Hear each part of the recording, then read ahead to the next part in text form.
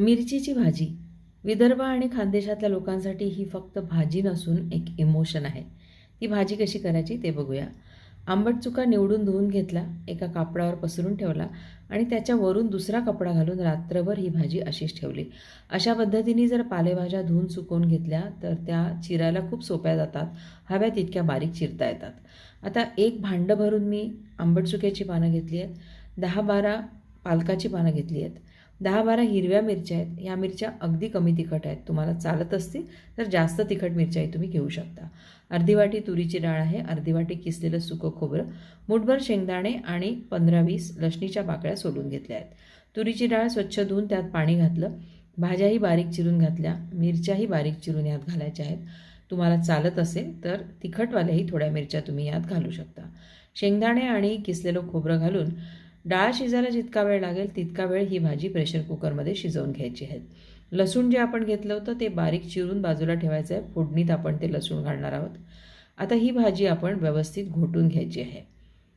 रवीच्या साह्याने ही छान घोटून घ्यायची. हे घोटत असताना या मिरच्याही त्यामध्ये घोटल्या जातात आणि त्याची चव अप्रतिम लागते.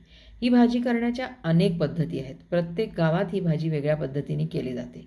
काही लोक यात खूप खडे मसाले घालतात, काही लोक टोमॅटो घालतात, काही लोक यात काजू पण घालतात. खूप वेगवेगळ्या पद्धती आहेत, पण ही सगळ्यात सोपी पद्धत आहे.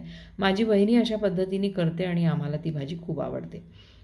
फोडणी करूया भाजीची. एक पळीवर तेल घेतलं आहे कढईमध्ये. तेल तापल्यानंतर त्यामध्ये मोहरी घालायची आहे. मोहरी घातली, ती तडतडली की चिरलेलं लसूण घालायचं आहे. लसूण थोडासा परतल्या गेल्या की हळद घालायची आणि हळद घातल्यानंतर आपण घोटून घेतलेली जी भाजी आहे ती घालायची.